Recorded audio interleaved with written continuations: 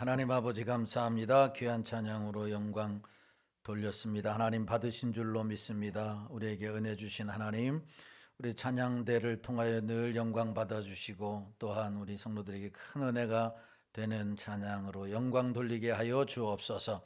오늘 또 우리 하나님 오늘 말씀을 통해서 은혜 주시고 말씀 붙잡고 이 한 주간도 승리하며 나아갈 수 있도록 성령님 역사하여 주옵소서. 예수님의 거룩하신 이름으로 기도하옵나이다. 아멘. 거룩하고 복된 성일 2부 예배 오신 여러분들에게 하나님의 은혜와 축복이 함께 하시기를 주님의 이름으로 축원합니다. 옆사람 인사하겠습니다. 사랑합니다. 반갑습니다. 축복합니다. 예, 감사합니다. 오늘은 교회가 기도할 때라고 하는 제목으로 함께 은혜를 나누려고 합니다. 우리 대한민국은 140년 전에 서양 선교사들에 의해서 복음을 받을 수 있었습니다. 그러니까 한국 교회는 선교사들의 순교의 피로 세워진 교회다, 이렇게 말할 수가 있습니다. 양화진에 가면 선교사들의 무덤이 수없이 많이 있습니다. 복음을 전하다가 순교한 사람, 풍토병에 걸려서 죽은 분들, 또한 발을 내딛지도 못하고 총과 화살로 배에서 순교한 분들, 너무나도 많은 선교사들이 순교하고 그 사람들이 전해준 복음이 오늘날 우리가 예수를 믿어서 하나님의 백성이 되고 천국을 소망하며 믿음으로 소망 중에 살아가는 줄로 믿습니다. 그렇기 때문에 지금 한국 교회는 순교의 피로 세워진 교회다라고 말할 수 있습니다. 이렇게 세워진 한국 교회는 60년대, 70년대, 80년대까지 큰 부흥을 이루다가 90년도에 들어오면서 점차 정체기를 맞아서 이제는 쇠퇴기를 맞이합니다. 갑작스럽게 급속도로 부흥한 교회는 전례적으로 대한민국밖에 없고, 또한 갑작스럽게 추락하고 쇠퇴하는 곳도 대한민국밖에 없다라고 교회사에 기록이 남을 만한 일들이 지금 우리 가운데 벌어지고 있다는 것은 안타까운 일입니다. 한국 교회가 여러 가지로 쇠퇴하고 있는 이유가 여러 가지 있을 것입니다. 등 따시고 배부르니 교회가 부흥하고 경제적으로 누릴만 하니 나태해졌고 안일함에 빠졌고, 배부르니까 사명감을 상실하고 그냥 종교인으로 추락하고 만 요인들이 있을 것입니다. 한국 교회의 대부분은 핍박이라고 하는 것을 지금 모르고 살아가고 있습니다. 하지만 잠시 눈을 들어서 동남아, 동북아시아를 보기만 해도 여러분, 우리와 똑같은 상황이 아니라고 하는 사실을 너무나 잘 알고 있습니다. 얼마 전까지만 해도 한국에서 중국 선교사들이 가장 많이 나간 나라 중에 하나였습니다. 그래도 그럴 것이 인구가 세계에서 가장 많은 나라이기 때문에 얼마나 많은 선교사가 파송해도 부족한 나라가 중국이라고 하는 거예요. 그런데 더 이상 중국에는 선교사의 신분으로 갈 수도 없고 머물 수도 없는 곳이 되고 말았습니다. 사업의 명분으로 갈 수는 있겠지만 그곳에서 복음을 전하다가 발각이 되면 공안에 붙잡혀서 감옥행에 가든 아니면 사형을 당하든 아니면 당장 추방령이 내려지는 그런 기독교가 전례 없이 핍박을 받고 있는 나라가 중국이라고 하는 사실입니다. 여러 세력들에 의해서 지금 전 세계의 기독교는 핍박 아닌 핍박의 바람이 불고 있습니다. 악한 세력들이 복음 전파를 방해하고 있는 겁니다. 마치 오늘 본문에서 복음이 전파되지 못하도록 헤롯이 핍박하는 것과 같습니다. 앞으로 살펴보게 될 13장에서는 바울과 바울의 첫 번째 선교 여행이 시작이 됩니다. 그런데 그 전에 오늘과 다음 시간에 살펴보게 될 12장의 말씀은 독재자에 의해 예루살렘 교회에 엄청난 억압과 핍박이 찾아왔다라고 하는 것을 보여주고 있습니다. 지금까지의 핍박은 주로 종교 세력, 곧 유대인들에 의해서 일반 성도들에게 박해가 있었습니다. 그런데 지금은 조직적이고 막강한 힘을 가진 정치 세력에 의한 핍박이 시작되고 있다는 것을 알 수 있습니다. 그것도 교회 지도자들인 사도들에게 핍박이 직접 가해지고 있는 겁니다. 오늘 본문에서 핍박을 가한 그 주동자는 성경에 헤롯 왕이다 이렇게 소개되어 있습니다. 신약 성경을 읽다 보면 헤롯 왕이라고 하는 이 말이 자주 등장을 합니다. 그런데 성경을 자세히 보면 이 헤롯 왕은 한 사람이 아닙니다. 오늘 본문에도 헤롯 왕은 헤롯 아그리파 1세를 지칭한 말입니다. 이 헤롯 아그리파 1세는 헤롯 대왕, 마태복음 2장에 나오는 헤롯 대왕의 손자이고 초대교회를 본격적으로 핍박한 것입니다. 이와 같은 절망적인 상황을 맞이한 초대교회는 어떻게 했을까? 전례 아닌 핍박, 종교에 의해서 핍박이 되어지더니 이제는 정치 세력에 의해서 본격적으로 핍박을 당할 때에 초대교회는 과연 어떻게 반응을 했는가, 그리고 그 핍박을 어떻게 이겨나갔는가라고 하는 것을 오늘 본문이 보여주고 있습니다. 이것을 우리가 잘 깨달아 알아야 할 것은 우리도 지금은 평안하지만 언제 어느 때에 이 종교적인 악한 정치적인 세력에 의해서 핍박을 당할 수 있기 때문이다 라고 하는 사실입니다. 첫 번째로 살펴볼 것이 바로 헤롯의 교회 핍박입니다. 헤롯 아그리파 1세는 유대인들의 비율을 맞추려고 교회 중에 몇 사람을 해하려 했다라고 말씀합니다. 자, 1절 말씀을 다 같이 보겠습니다. 시작. 그때 헤롯 왕이 손을 들어 교회 중에서 몇 사람을 해하려 하여. 아멘. 그때라고 하는 바로 안디옥 교회가 세워지고 안디옥 교회가 부흥되어지고 성장할 그때를 말하는 거예요. 여러분, 교회가 평안할 때에 우리가 깨어 있어야 순간적으로 어려움을 당할 때 이길 수 있는 줄로 믿으시기를 주님의 이름으로 축원합니다. 개인도 마찬가지고 가정도 마찬가지예요. 더할 나위 없이 행복한 가정, 더할 나위 없이 모든 것이 형통할 때에 여러분, 우리가 안일하게 대처해 나가면 위험을 만나고 어려움을 만날 때 이길 수가 없는 거예요. 다 넘어지는 거예요. 평안한 것은 여러분 언젠가는 여러분 위험이 닥칠 수 있다는 것을 감지하고 늘 깨어서, 그래서 성경은 늘 깨어 있으라고 말했고 쉬지 말고 기도하라고 말씀해요. 평안할 때는 기도하지 않고 어려울 때는 기도하는 것은 어리석은 거예요. 물론 이런 일도 안 하는 사람이 더 어리석은 거지만 여러분, 평안할 때 더 기도해야 어려운 일을 당할 때에 넉넉히 이기는 줄로 믿으시기를 주님의 이름으로 축원합니다. 헤롯 왕이 손을 들어 교회 중에서 몇 사람을 해하려고 하였다라고 말씀합니다. 당시 팔레스타인을 다스리는 왕은 오늘 본문에 나오는 헤롯 왕, 헤롯 아그리파 1세였습니다. 그는 헤롯 대왕의 손자였고 그의 아버지는 아리스토블루스라고 하는 사람이었습니다.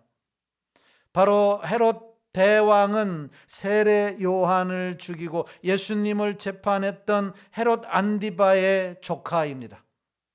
그는 할아버지의 헤롯 대왕, 예수님을 죽이기 위해서 2세 이하의 어린이를 잔인하게 다 죽여라 라고 마태복음 2장에 보면 헤롯 대왕의 명령이 나오지 않습니까? 그런 악한 이 헤롯 대왕의 성품을 그대로 물려받은 사람이 누구냐? 바로 오늘 본문에 나오는 헤롯 아그리파 1세 왕입니다. 그러니까 헤롯 대왕의 성품은 그리 순전한 사람이 아닙니다. 악한 성품이죠. 그런데 헤롯 아그리파 1세도 악한 성품을 그대로 물려받았던 겁니다. 이렇게 악한 왕 헤롯 아그리파 1세는 손을 들어서 교회 중 몇 사람을 해하려고 했습니다. 그 중에 사도들을 해하려고 했습니다. 여러분, 교회 지도자가 무너지면 교회가 무너지게 되어 있는 것입니다. 교회 지도자가 타락하면 교회는 타락하게 되어 있는 거예요. 정치도 마찬가지예요. 이 나라의 정치 지도자들이 썩으면 여러분, 정치가 썩고 국민들이 썩게 되어 있는 거예요. 그래서 지도자를 잘 세워야 하는 게 여기에 있는 거예요. 가정으로 조급해 봅시다. 가정에 가장들이 무너지게 되면 그 가정은 무너지게 되어 있어요. 그렇기 때문에 우리가 가장들을 위해서 무거운 짐을 어깨에 지고 살아가고 있는 이 가장들을 위해서 눈물로 기도해야 될 줄로 믿습니다. 왜 기도하라고 하는데 아멘 소리가 적는 거예요? 남편들이 미워서 그런가? 가장들을 위해서 기도하라니, 기도해야 할 때라고 하는 거예요. 여러분, 헤롯 아그리파 1세는 손을 들어 교회를 해하려고 했습니다. 왜 그랬느냐? 그 이유는 헤롯 왕이 로마 황제 클라우디오의 후원을 힘입어 유대와 사마리아 지역을 다스리고 있기 때문에, 팔레스타인에서 로마의 평화를 보존하려고 노심초사했기 때문에 바로 이 헤롯 왕은 그들의 비위를 건드리지 않기 위해서, 그리고 당시에 가장 강력한 영향력을 행사했던 유대인들의 심사를 건드리지 않기 위해서 소수인 기독교인들을 핍박했다라고 하는 사실입니다. 오늘 성경에도 보면 3절에 뭐라고 말씀하느냐? 유대인들이 이 일을 기뻐하는 것을 보았다라고 말하는 거예요. 유대인들이 왜 기뻐했느냐? 기독교인들을 핍박하니까 기뻐한 거죠. 유대인들의 환심을 사려고 하는 이런 헤롯 대왕, 로마 황제로부터 팔레스타인의 평화를 유지하려고 하는 왕명을 받은 이런 헤롯이 핍박을 가했다라고 하는 것입니다. 그러니까 헤롯 아그리파 1세가 예루살렘 성도들을 해하려고 했던 것은 순전히 정치적 이유였던 것입니다. 소수인 기독교인들을 죽임으로 다수인 유대인들을 만족시키고 전국의 안정화를 꾀하려고 했던 것이죠. 급기야 헤롯은 요한의 형제 야고보를 죽이고 베드로는 어떻게 하게 됩니까? 옥에 가두고 말았습니다. 자, 2절 3절에 이렇게 말씀을 합니다. 시작. 요한의 형제 야고보를 칼로 죽이니 유대인들이 이 일을 기뻐하는 것을 보고 베드로도 잡으려 할새 때는 무교절 기간이라. 아멘. 헤롯 왕은 제일 먼저 예수님의 제자이고 사도 요한의 형제였던 야고보를 죽였습니다. 야고보는 사도 중에 최초로 순교를 당한 사람이 되고 말았습니다. 성경에 보면 사도들은 대부분 순교를 당했습니다. 우리가 잘 알고 있는 바나바도 AD 73년경에 돌에 맞아 순교를 했습니다. 복음을 전하다가 13장에서 본격적으로 선교 여행을 시작한 사도 바울도 로마로 압송되어서 바로 네로 황제 때의 단두대에 의해서 순교를 당하게 됩니다.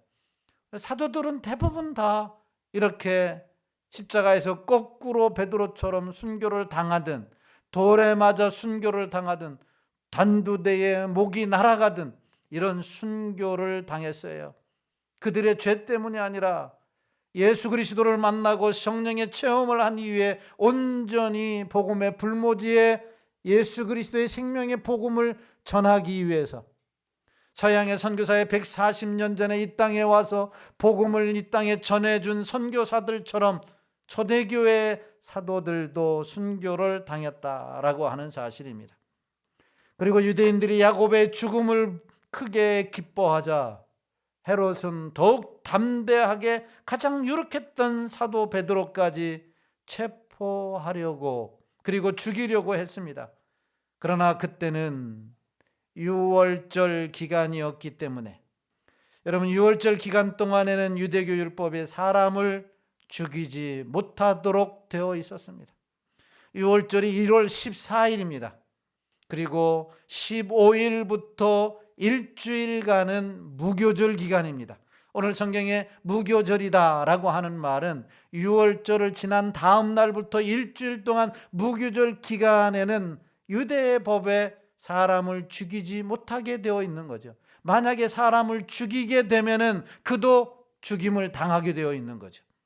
그 법을 알았던 유대인들에 의해서 헤롯이 베드로까지 죽이려고 했지만 베드로를 죽이지 못하게 된 겁니다. 대신 나중에 무교절이 끝난 이후에 베드로를 처형하려고 어디에 가두었어요? 감옥에 가뒀다, 이렇게 말씀했습니다. 베드로는 복음 전하는 죄목으로 감옥에 갇혀 있습니다.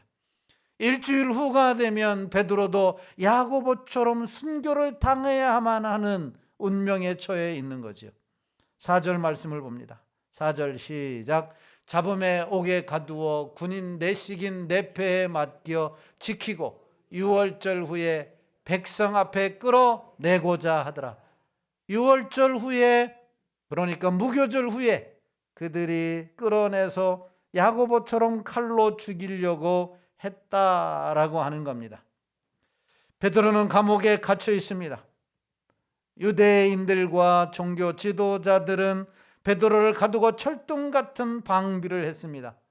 4인 1조로 구성된 4개조의 군사들을 통해서 베드로를 24시간 철저히 감시한 겁니다. 군사 2명은 감방 안에서 자기들 사이에 베드로를 놓고 쇠사슬로 메었고, 나머지 2사람은 감옥 밖에서 지켰습니다. 철동같이 지킨 겁니다. 아마 이전에 베드로가 천사의 손에 이끌려 감옥에서 벗어난 일이 있었기에 더욱 철동같이 지켰을 것입니다. 이 정도면 스스로 탈옥을 하거나 누가 와서 구해주는 것은 불가능한 상황입니다. 이런 상황에서 초대교회가 무엇을 했느냐라고 하는 거죠. 이런 교회가 핍박을 당하고 사도들이 감옥에 갇혀있는 절체절명의 위기의 순간에서 초대교회는 무엇을 했느냐? 이것이 나의 일이 아니고, 내가 감옥에 갇힌 일이 아니고, 내가 고통받는 아닌 일이라고 해서 안일하게 대처한 것이 아니라고 하는 사실이에요. 헤롯의 거침없는 핍박은 초대교회로 보면 절망적인 상황인 거예요. 그렇다면 초대교회는 이 절망적인 상황 중에 어떻게 반응을 했느냐? 이것이 우리에게 너무나 중요한 건데, 왜냐하면 우리도 자이든 타이든 어려운 상황을 만나고 만날 수 있기 때문이라고 하는 사실이에요. 지금은 우려는 하지만 직접적으로 우리를 피해를 주거나 핍박을 하는 세력은 없습니다. 지난주에 총선이 지났습니다. 많은 기독교 지도자들이 우려하는 것은, 저도 예외가 아닙니다. 우려하는 것은 이런 새롭게 세력으로 등장한 정치인들이 소위 차근법이라고 하는 것을 발휘해서 그것이 통과가 되면은 본격적으로 기독교에 큰 타격을 입히게 된다라고 하는 거죠. 차별금지법이라고 하는 것이 무엇이냐?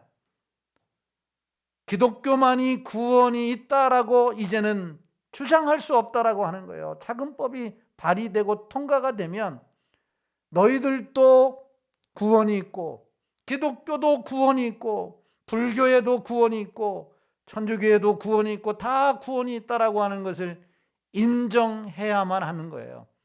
다른 곳에는 구원이 없고 기독교에만 구원이 있다라고 하는 것을 외칠 때에 다른 사람들이 신고를 하거나 고소를 하게 되면 여러분, 그런 말을 한 사람은 벌금형이거나 최대의 감옥행에 빠질 수 있는 거예요.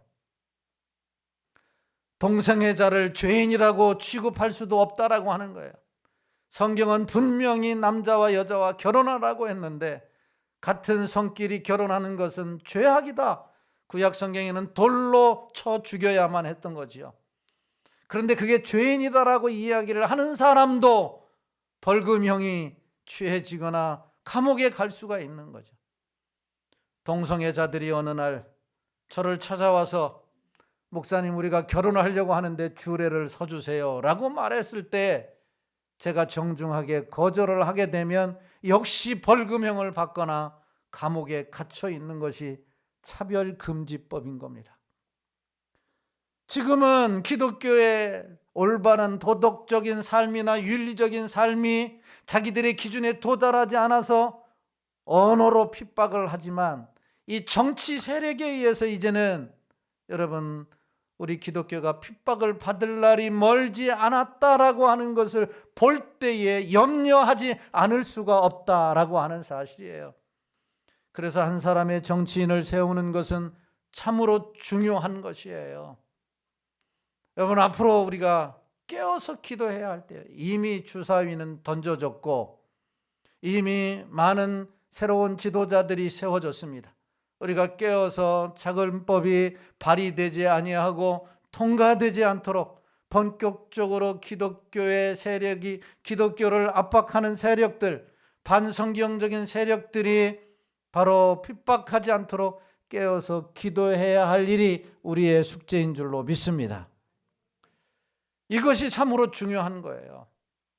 당시의 초대교회처럼 헤롯 대왕과 같은 본격적인 칼로 목숨을 베는 일은 없지만 기독교의 복음이 더 앞으로 나아가는데 장애가 되는 일들이 앞으로는 얼마든지 있을 수 있기 때문에 초대교회가 이 어려운 일을 어떻게 반응했느냐라고 하는 것을 살펴보는 것은 참으로 중요한 거예요. 도시는 무엇으로 사는가라고 하는 책이 있습니다. 이 책에 보면 코로나19의 가장 큰 피해자는 누구인가? 유통업과 종교라고 했습니다. 실제로 한국 교회는 막대한 피해를 입은 것이 사실입니다. 그렇지 않아도 등 따시고 배부르기 때문에 교회를 오거나 교회에 봉사하는 사람이 줄어들고 집안에서 유튜브로 예배드리는 사람들이 너무나 많은 거죠. 가나한 교인들, 안 나가 교인들을 얘기하는 거예요. 가나한, 안 나가. 교회는 안 나가. 그런데 교인인 거죠. 어디서 예배를 드려요? 식탁에 앉아서 예배를 드려. 밥 먹으면서 예배를 드려. 유튜브로. 우리 교회는 그런 교인들이 하나도 없음에 감사한 거죠. 할렐루야.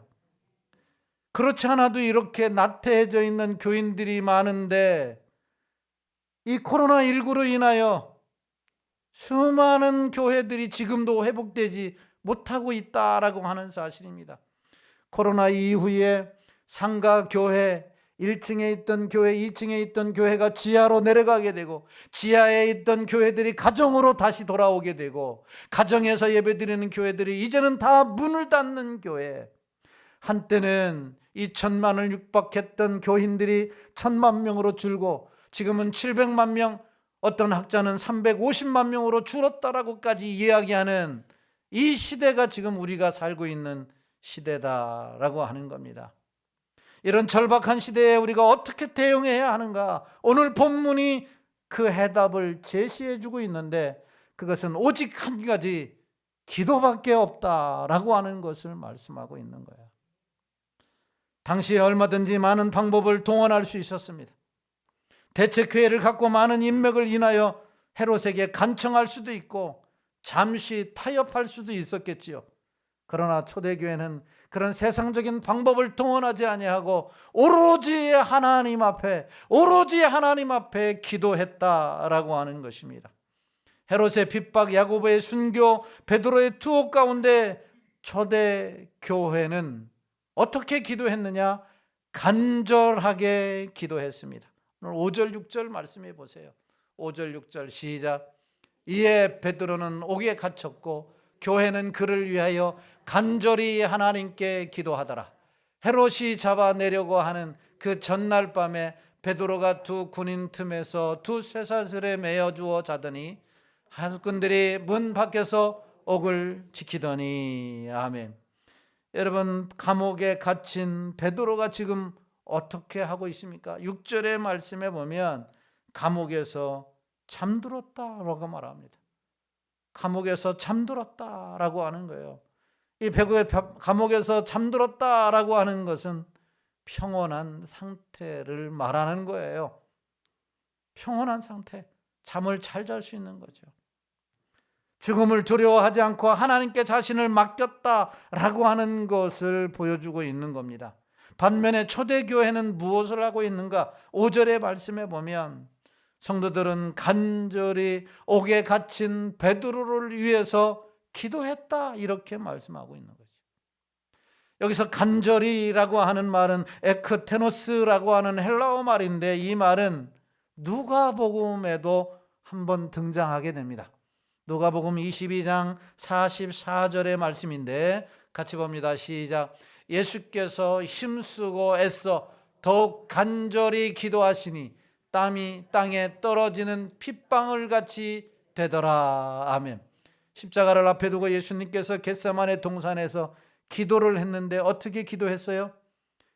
어떻게 기도했어요? 간절하게 기도했어요. 그냥 간절히가 아니라 간절히 기도했단 말이에요. 간절하게 기도했어요. 자, 간절히 기도했느냐, 간절히 기도하지 않았느냐는 무엇으로 알 수 있느냐? 땀방울이 떨어졌는데 먹방울 같다, 핏방울 같다. 그러니까 우리가 하나님 앞에 간절히 기도하면, 물론 힘이 없으면 그렇게 땀이 날 수 없겠지요. 그러나 얼마나 간절하면 땀이 날 정도로 기도했느냐라고 하는 거예요. 농담 삼아 저 사람 말을 왜 이렇게 막 힘주어 말하느냐, 이빨이 땀난다, 막 이런 얘기하잖아요. 침이 막 나 먹음처럼. 여러분, 우리 온몸이 땀나도록. 지난주에 어느 분이 금요기도에 나와서 토요일 날 통화를 하는데, 금요기도에 목사님이 간절히 기도하는 그 모습만 봐도 은혜가 되더라. 안 본 사람은 보러 오세요. 금요일 날 안 본 사람은 보러 오십시오. 간절히 기도하더라. 여러분, 바로 오늘 본문의 초대교회 성도들이 마가 요한의 집에서 기도한 그 기도가 예수님이 겟세마네 동산에서 십자가를 앞에 놓고 기도한 그 기도였다라는 거예요. 간절하게 기도한 거예요. 간절하게.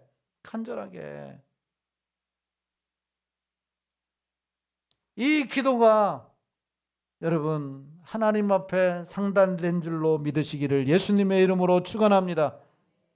초대교회에 불어닥친 초유의 사태를 기도로 헤쳐나갔다라고 하는 겁니다. 온 교회 공동체가 합심하여 기도한 것입니다.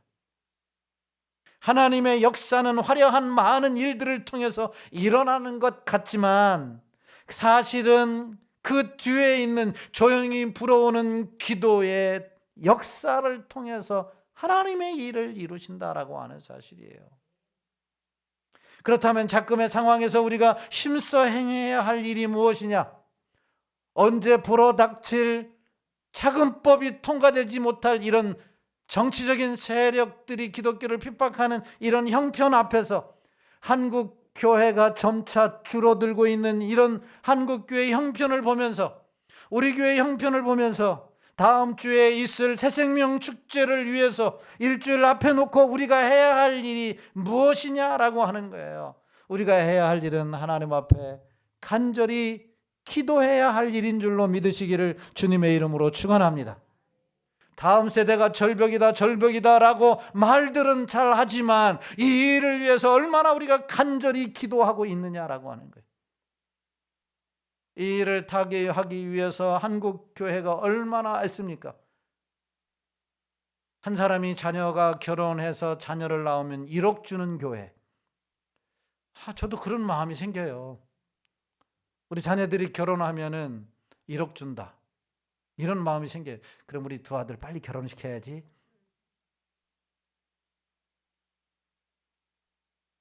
이런 생각. 오늘 명원이 주원이도 찬양대 서는데 빨리 결혼해라, 빨리. 부모가 도움되는 일이에요, 부모에게. 이런 마음이 막 들 때가 있어요. 한국 교회가 인구가 절벽이 되니까 교회에서 정부가 하지 못하는 일들을 교회가 나서는 모습을 볼 때 얼마나 뿌듯하고 자랑스러운지 모릅니다. 여러분, 이런 인구 절벽 시대에, 세상의 무한 경쟁의 시대에 내몰리고 있는 우리 청년들을 향해서 우리가 해야 할 일이 무엇이냐? 물론 우리가 그들을 향해서 햄버거도 사주고 음료수도 사주고 격려하는 것도 좋지만, 새벽을 깨워서 하나님의 금요 기도회라도 나와서 그들의 이름을 부르며 간절히 기도하는 것, 이것이 그들에게 놀라운 힘이 되고 능력이 되고 은혜가 되는 줄로 믿으시기를 주의 이름으로 축원합니다. 이것이 우리가 해야 할 일이에요. 자녀가 이 세상에서 피해보지 아니하고 건강하게 정서적으로 잘 자라나서 훌륭한 사람이 되기를 원한다고 한다면 부모는 기도해야 되는 거죠. 부모는 기도.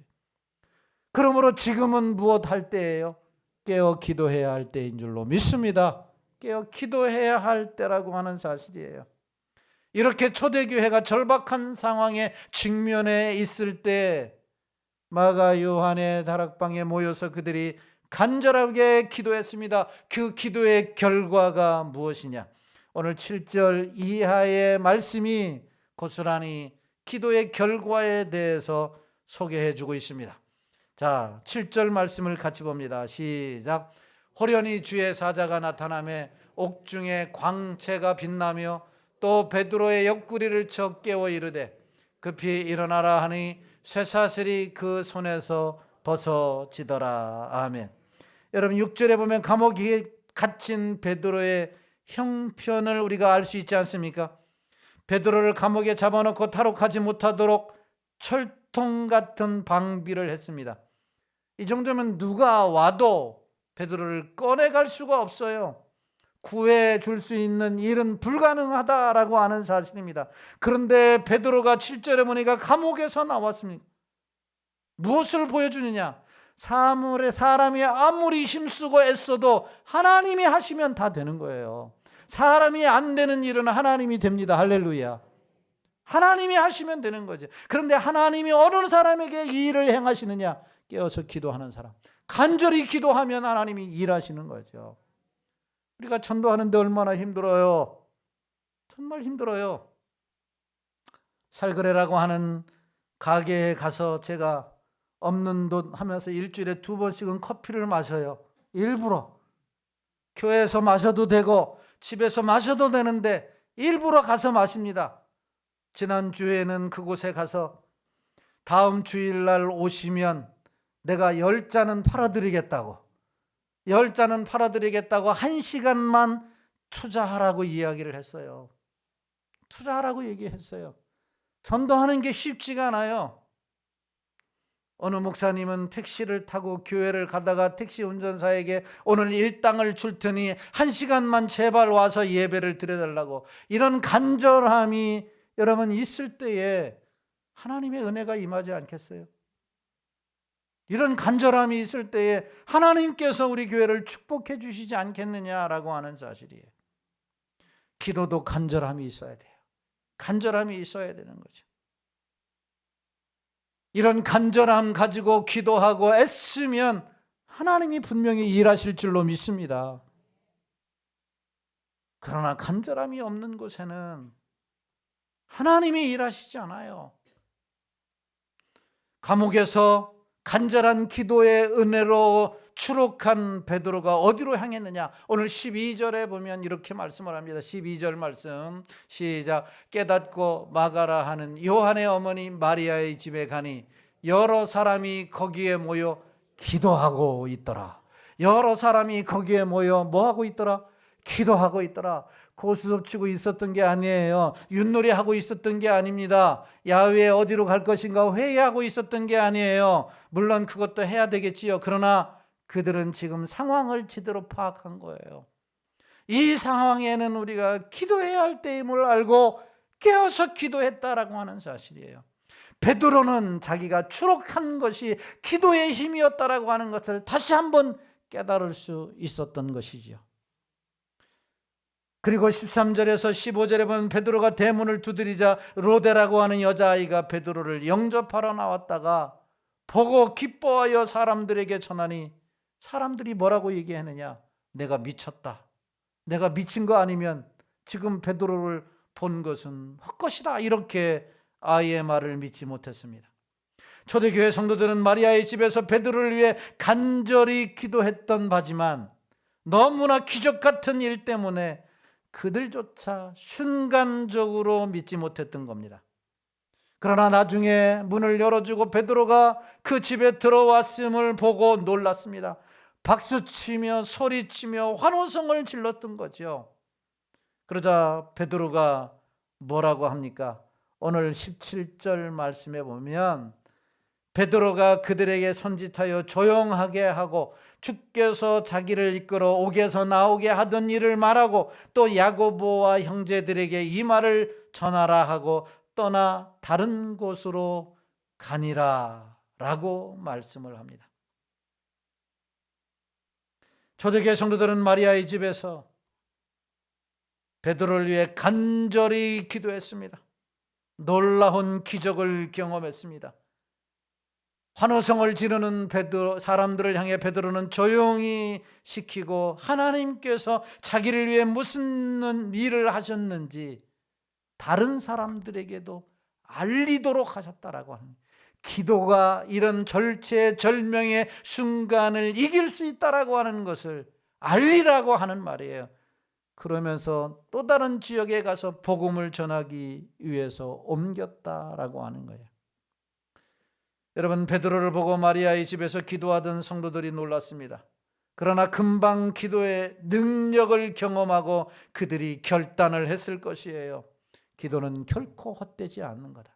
나의 기도하는 것보다 더 많이 응답해 주시고 나의 생각하는 것보다 더 많이 이루시는 그 하나님 앞에 앞으로도 계속 기도할 것을 결단하지 않았을 거예요. 오늘 이 사건을 보면서 우리도 결단할 수 있게 되기를 예수님의 이름으로 축원합니다. 어려운 일을 당하든 편안한 일을 만나든 지금은 내가 기도할 때라고 하는 사실이에요. 그래서 항상 기뻐하라, 쉬지 말고 기도하라 라고 주님이 말씀하신 거예요. 깨어 기도함으로 말미암아 하나님의 은혜와 하나님의 기적을 체험하는 우리 성도님들 가정 또한 우리 교회가 되기를 예수님의 이름으로 축원합니다.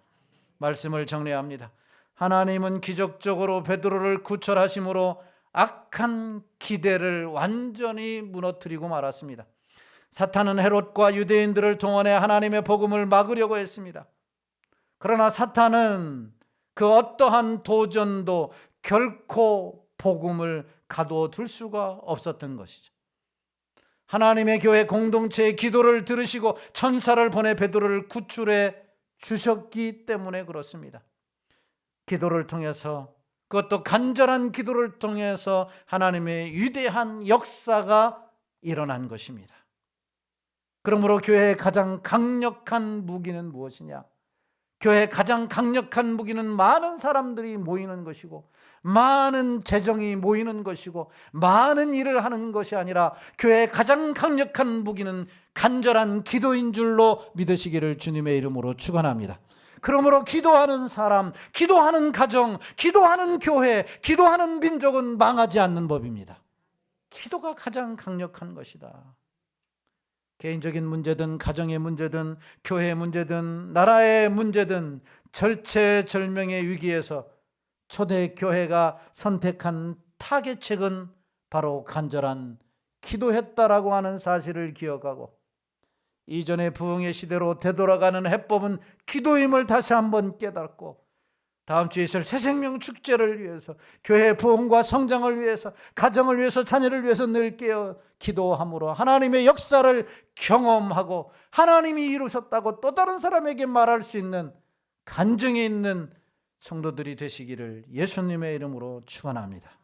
나의 기도하는 것보다 라고 하는 찬송 부르시고 말씀 생각하시면서 나라와 민족과 한국교회와 몸된 교회와 가정과 새생명 축제를 위해서 함께 기도하겠습니다.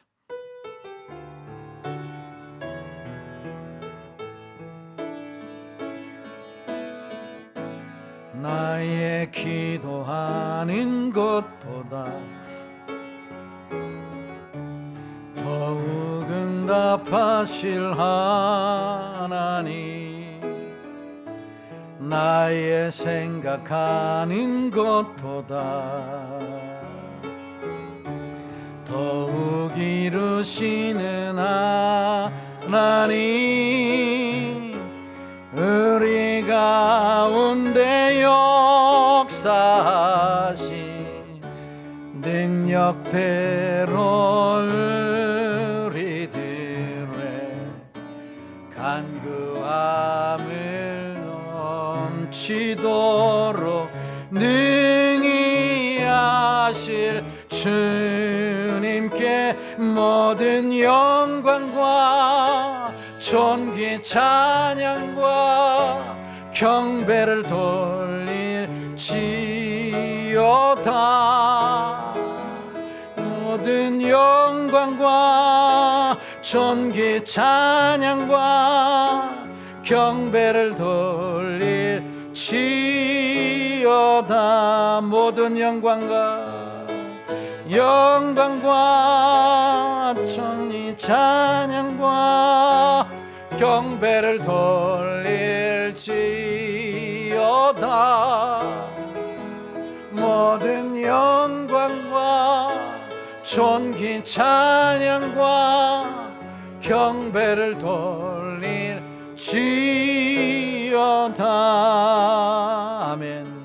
오늘 말씀을 생각하시면서 모든 영광과 존귀와 찬양과 하나님께 경배를 드리기 위하여 간절히 기도하게 하시고 하나님의 역사를 체험하는 저희들이 되게 하여 주옵소서. 나라와 민족과 한국 교회와 몸된 재단과 새생명 축제와 가정을 위하여 주님의 이름 한번 부르고 통성으로 기도하겠습니다. 주여, 할렐루야. 하나님 아버지, 은혜와 사랑을 감사합니다. 거룩하고 복된 성의를 허락하여 주시고 주님 앞에 나와 예배드리고 말씀 듣고 기도할 수 있는 은혜를 허락하신 하나님을 찬양하고 하나님 앞에 간절히 기도하고 원합니다. 지금은 기도할 때입니다. 지금은 하나님 앞에 간절히 엎드려 기도할 때입니다.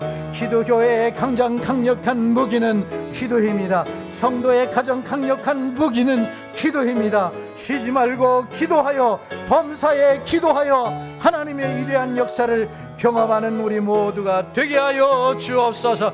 이 나라를 위하여 기도하게 하여 주시고 한국교회를 위하여 기도하고 하나님이여 몸된 재단과 새생명 축제를 위하여 기도하여 하나님의 기적이 우리를 통해서 일어나게 하여 주시옵소서.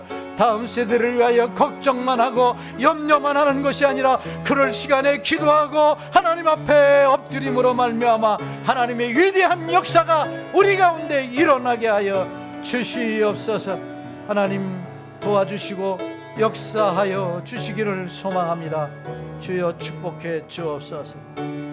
할렐루야. 하나님 아버지, 이 나라 이 민족 불쌍히 여겨 주옵소서. 새로 세워진 국회의원들 하나님 바른 자세로 이 나라와 민족과 백성을 위하여 바르게 정치에 나아갈 수 있도록 축복하여 주옵소서. 대통령이와 유정자들을 축복하여 주시고 나라와 백성을 위하여 소힘을 다하게 하여 주옵소서. 한국교회가 참으로 위태로운 가운데 있습니다. 하나님 도와주시고 한국교회 성도들이 깨어 간절하게 기도함으로 다시 한번 부흥을 회복하는 역사가 일어나게 하여 주옵소서. 몸된 교회를 세워주신 하나님 감사합니다. 다음 주일에 있을 새생명 축제를 기억하여 주시고 작정한 대신자들이 다 참여하게 하시고 그들이 복음 듣고 예수 그리스도를 영접하고 몸된 교회에 등록하여 하나님 큰 부흥의 역사를 이룰 수 있는 아버지 하나님 제단이 되게 하여 주시옵소서. 가정을 위하여, 자녀들을 위하여, 하나님 믿지 않는 식구들을 위하여 간절히 기도하는 한 주간 그리하여 기적이 일어나게 하여 주옵소서. 예수님의 거룩하신 이름으로 기도하옵나이다. 아멘.